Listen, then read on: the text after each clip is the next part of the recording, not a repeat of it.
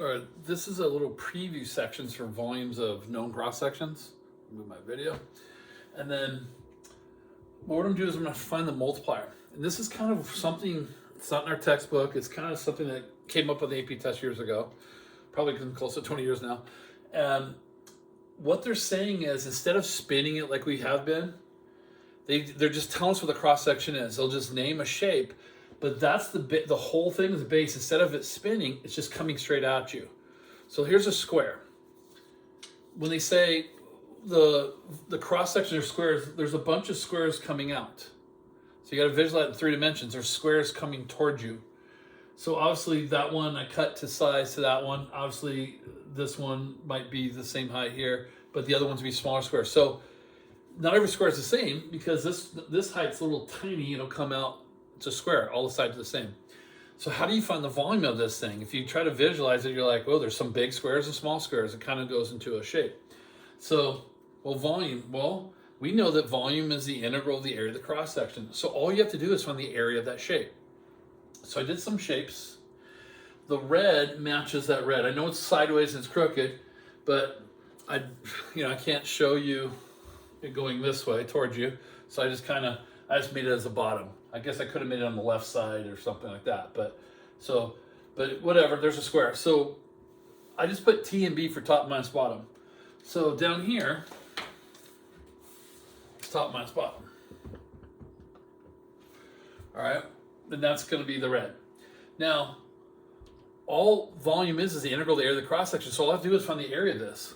Well, the area of a square, all the sides are the same. The area is top minus bottom squared. That's the area of one square. Now, how do I take an integral from A to B? And that's your formula. So the integral of those, and I'll show that in another video, is just top minus bottom squared. Semicircle is part of a circle. So if this is top minus bottom, well, remember the area of a semicircle is 1/2 pi r squared. And what's your radius? Well, your radius of your semicircle is half of top minus bottom, so it's top minus bottom over 2 squared.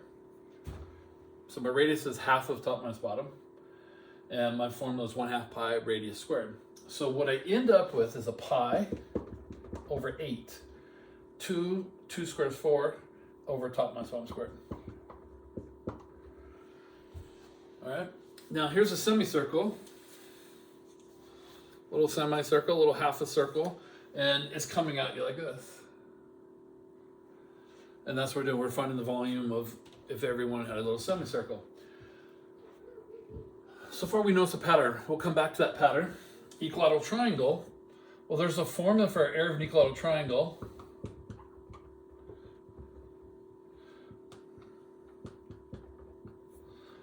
Somebody taught you this one in geometry, and a lot of people forget it. It's side squared racked 3 over 4. That's the area of an equilateral triangle.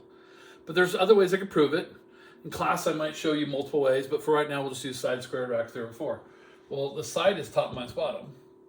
So it's top minus bottom squared times racked 3 over 4. You know, it's a pattern to all of them.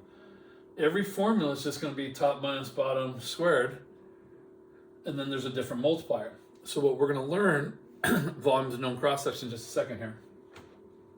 A rectangle height is 3 times the base, so 3 times T minus B. Well, the area of the rectangle is just base times height, so the area is 3 times T minus B squared. So that's how you find, these are just 3 shapes. I'm going to show you 3 more in a second here. But that's how you find the area of the shape. So all integration is, if you notice, every single one has top minus bottom squared. So what we have now is our formula for volume is top minus bottom squared every time. The only thing that changes is we get a multiplier. So for example, a square is just top minus bottom squared. So square of the multiplier is 1. So semicircle, our multiplier was pi over 8. So it's pi over 8 times top minus bottom squared. And the integral is just adding them all up. So we just take an integral. And then this one, the multiplier is racked 3 over 4. And then a rectangle, it changes because they'll say, hey, height is 3 times the base. If it's 7 times the base, your number's 7. So that one's kind of adjusting over time, but for that one it'll be 3.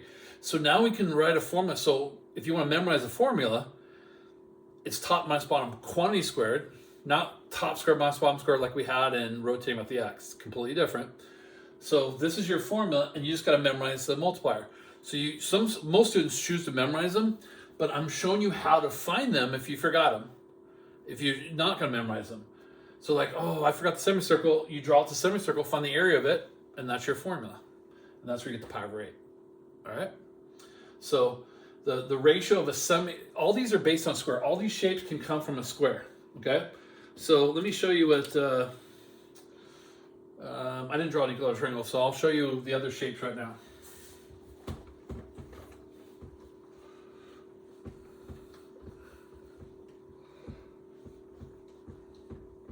I'm gonna keep that rectangle there just to refer to it here. So we're gonna do a isosceles right triangle. I'm gonna put leg. We're gonna have the leg as the base. So you draw that in red also. Well, the leg of an isosceles is the base. We'll do an isosceles right triangle with the hypotenuse as the base.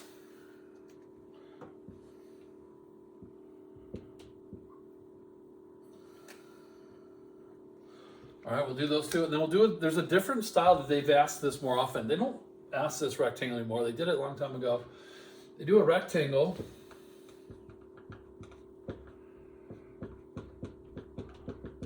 Where they say height is like 12 minus x, or just some 3 minus x, 2 plus x, something like that.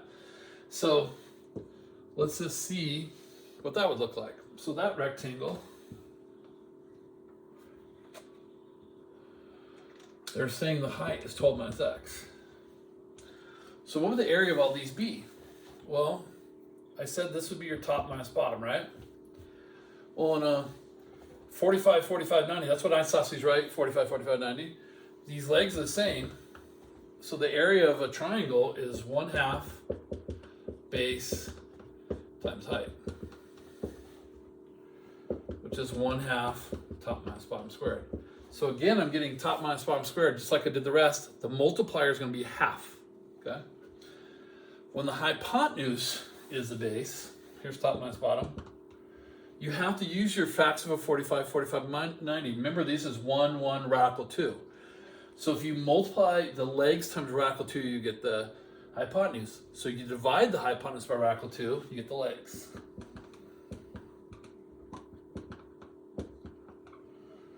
Now, since these two are next to a right angle, we can do 1/2 base times height with those being the base and height. So my area is 1/2 base times height. I get 1/4 top minus bottom squared. Again, multiplier is just going to be 1/4. So let's discuss those two real quick. If you took a square, if the leg is a base, it would take up that much. You can see it takes up 1/2 the square. That's why it's a 1/2. But if you have if the hypotenuse is a base, it would take up this much, which turns out to be 1/4 of the square. That's why it's 1/4. So it's just a fact of life. It's the hypotenuse would be 1/4 of what the actual value for the square would be. Okay. So some people memorize. They've asked this one recently. This is one of the most recent shapes. All right. And this one, as easy as it is, they threw this and it stumped some people. I mean, I took a while to sit there and go, what are they telling me? So the area is top minus bottom times 12 minus x. This is the only one that I've run into where you don't have a squared. So this guy is special. So when they do it, you have to do the area yourself. Just draw a rectangle and go. They said, oh, the height's 12 minus x, so we know the base is always top minus bottom, whatever that is. All right. So that's how you find your multiplier. Obviously, this guy's unique. We'll talk about that one in class. The other ones, you can either memorize the multiplier or you can find it. Okay? So those are the different multipliers for the different shapes. So I'll go ahead and do a problem, and we'll practice through it on the next video.